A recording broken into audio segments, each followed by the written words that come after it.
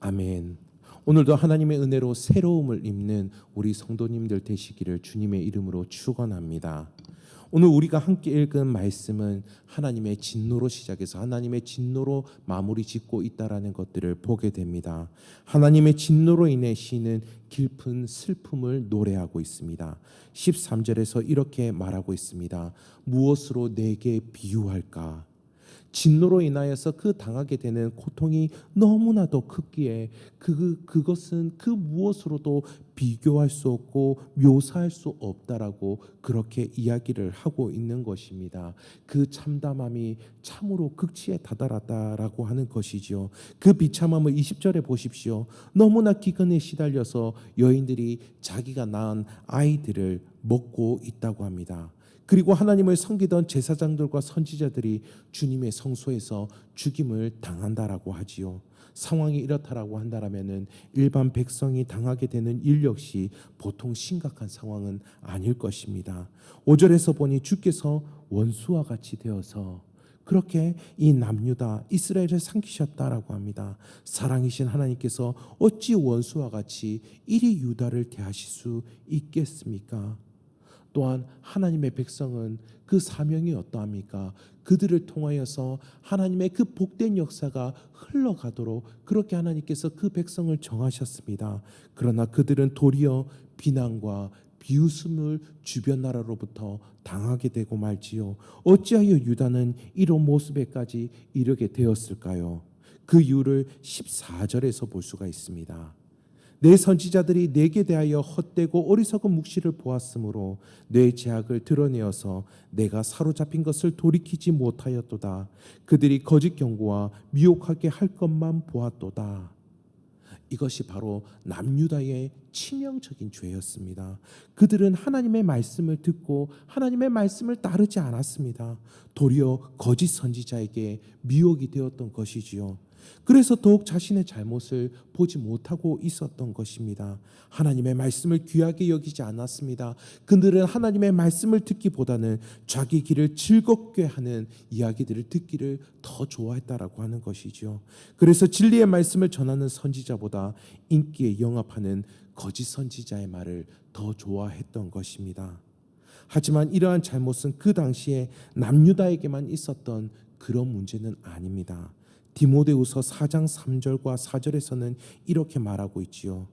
때가 이르리니 사람이 바른 교훈을 받지 아니하며 귀가 가려워서 자기의 사욕을 따를 스승을 많이 두고 또 그 길을 진리에서 돌이켜 허탄한 이야기를 따르리라. 때가 이르리니 우리가 살아가는 이 때를 말하고 있는 것입니다. 마지막 때를 말하고 있는 것이죠. 마지막 시대에 사람들이 바른 교훈을 받지 않는다라고 합니다. 진리를 따르지 않고 허탄한 이야기를 따른다라고 합니다. 그래서 자기의 사사로운 욕심을 채우기 위하여서 그런 이야기들을 해주는 사람들의 말을 듣는다라고 하는 것이지요.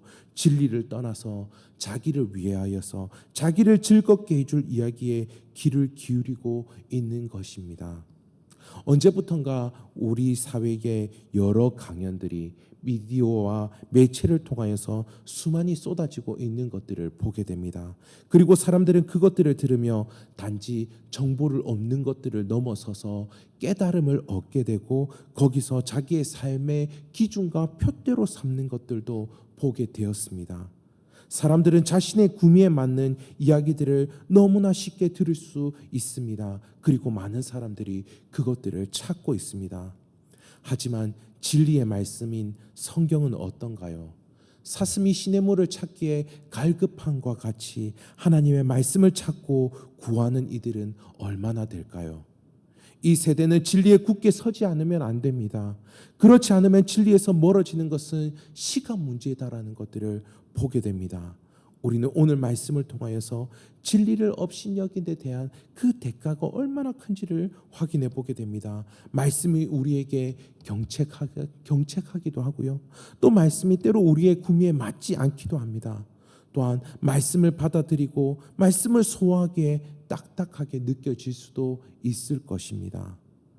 그렇다고 해서 생명이 되는 양식인 이 말씀을 먹지 않는다라고 한다면, 이 말씀을 믿음으로 받아들이지 않는다라고 한다면은 영적인 영양 실조 가운데에 있게 되고 말 것입니다.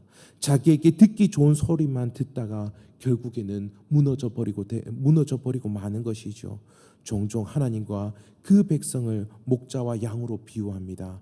양이 자기의 목자의 음성을 듣지 않는다라면, 그 음성에 반응해서 살지 않는다라고 한다라면 양의 운명은 그 어디에도 보장받을 수가 없겠지요. 그리하게 오늘 본문의 모습을 반면교사로 삼아 말씀에 순전하게 반응하기를 소원합니다. 말씀 가운데에 우리 자신을 세워가야 할 줄 믿습니다. 이와 같은 진노의 상황 가운데 선지자 예레미야는 남유다 백성에게 다음과 같이 기도할 것을 말해주고 있습니다. 18절과 19절 말씀인데요, 우리 다 함께 읽어보도록 하겠습니다.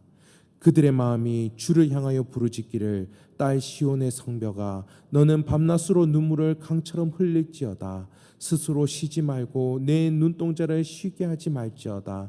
초저녁에 일어나 부르짖을지어다. 내 마음을 주의 얼굴 앞에 물쏟듯 할지어다.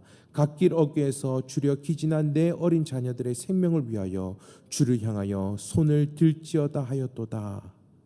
눈물을 강물처럼 흘리라라고 합니다. 뜨거운 회개의 기도가 있어야 한다라는 것이죠. 또한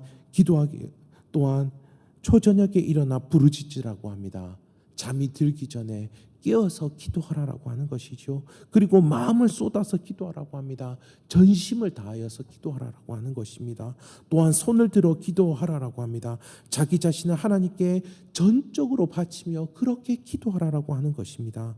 이렇게 전심전력을 다하여서 기도할 것을 말해주고 있습니다.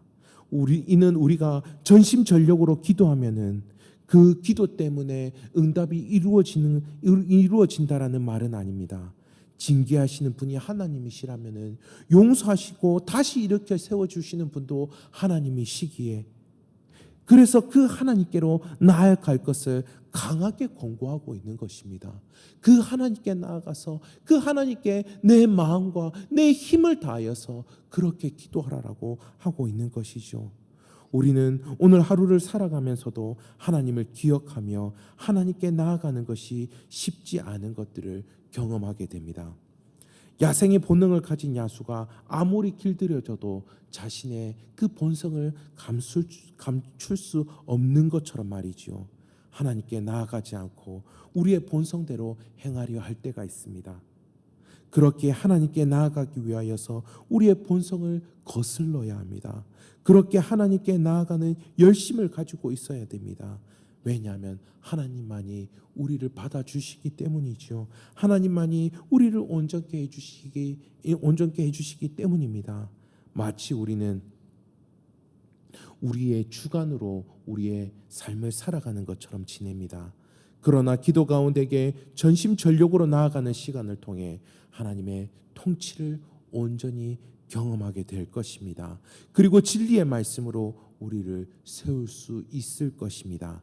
그리하여 비웃음을 당하는 유다의 모습과는 다른 칭찬을 듣고 선한 영향력의 모습 가운데 살아가는 우리 성도님들 되시기를 주님의 이름으로 축원합니다. 기도하시겠습니다. 사랑과 은혜가 많으신 하나님, 각자 자신